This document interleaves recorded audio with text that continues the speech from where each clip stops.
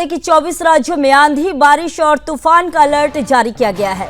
मुंबई में 24 मई तक भारी बारिश का अलर्ट जारी किया गया है। महाराष्ट्र के कई जिलों में भारी बारिश का अलर्ट जारी किया गया है। बारिश का ऑरेंज और येलो अलर्ट भी जारी किया गया है। बारिश से मुंबई में जगह जगह जलभराव की स्थिति बन गई है। अरब सागर से आ रहे तूफान पर एडवाइजरी जारी की गई है। महाराष्ट्र सरकार ने एडवाइजरी जारी की है। समुद्र में मछुआरों को सावधानी बरतने के निर्देश भी दिए गए हैं। तो देखिए, इस वक्त की बड़ी खबर आपको बता रहे हैं, महाराष्ट्र से आ रही है, जहां पर कि 24 मई तक भारी बारिश का अलर्ट जारी किया गया है।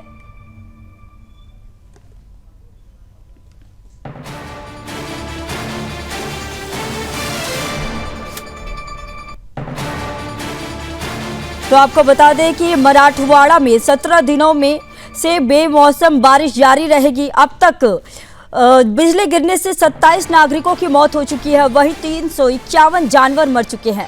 संभागीय आयुक्त कार्यालय में आपदा प्रबंधन विभाग ने बताया कि 4000 हेक्टेयर से अधिक कृषि भूमि को नुकसान पहुंचा है। तो देखिए, मई के महीने शुरू होते ही बलिराजा ने खेती शुरू कर दी थी। मराठवाड़ा में अधिकांश स्थानों पर खरीफ के लिए भूमि तैयार करने का काम भी शुरू हो गया है।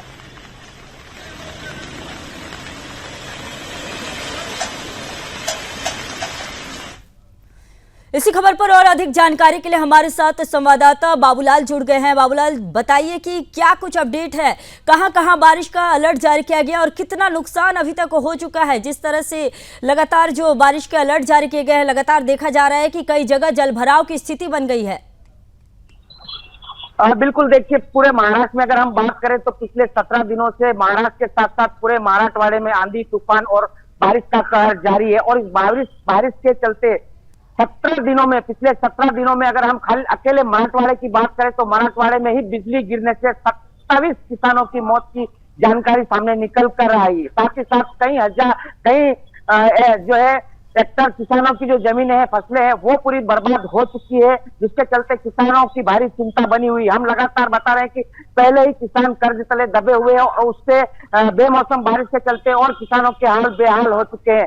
जानकारी अगर हम बात करें तो मौसम विभाग की तरफ से अभी और ये बताया जा रहा है कि अगले 24 मई तक और बारिश की जानकारी दी गई। कई जगहों पर येलो अलर्ट किया गया है, कई जगह पर जो है तो इस खबर को देखकर किसानों की चिंता बनी हुई है। लेकिन किन इलाकों में ज्यादा बारिश हुई है? बाबूलाल जी, ये बताइए कि किन इलाकों में सबसे ज्यादा बारिश हुई है, किन इलाकों को ज्यादा नुकसान सहना पड़ा है?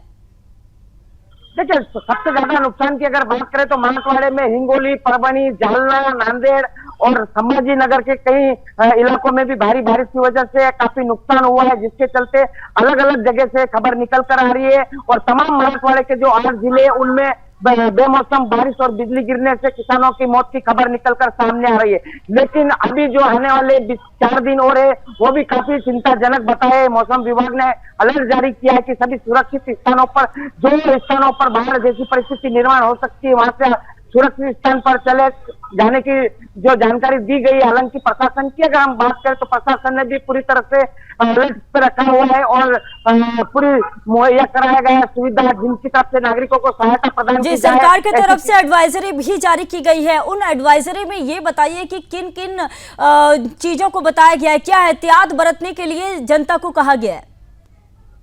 देखिए, बिल्कुल निश्चित तरफ से जो बाढ़ग्रस्त इलाके हैं, जो निचले हिस्से हैं, जहां पर जो खेतों में पानी जा सकता है, घरों में पानी जा सकता है, उन को खाली करके सुरक्षित जगह पर जाने का आह्वान प्रशासन की तरफ से किया गया है। क्योंकि पिछली बार भी हमने देखा था कि समय रहते प्रशासन ने अलर्ट नहीं करने की वजह से काफी नुकसान हुआ था। काफी घरों में पानी भरने की वजह से लोगों को ताबड़तोड़ वहां से स्थानांतरण किया गया था। लेकिन इस बार ऐसा गलती दोबारा न हो, इसको प्रशासन को ध्यान में रखते हुए सभी लोगों को अलर्ट किया हुआ है कि जो निचले हिस्से जहां पर नदी नाले पड़ते हैं और वहां पर अगर बारिश का पानी आता है और उससे कहीं बाढ़ का खतरा मंडराता है तो उससे निपटने की तैयारी अभी से दिखाई जाए। इसलिए जो टीमें गठित की गई है उनको भी तैनात किया गया है और नागरिकों को सूचित किया जा रहा है कि ऐसे स्थानों से तुरंत अपने घर को खाली करके सुरक्षित स्थानों पर जाए। तो देखिए, जलभराव की वजह से फिलहाल अभी तक जनजीवन में वहां के लोगों को क्या असर पड़ रहा है?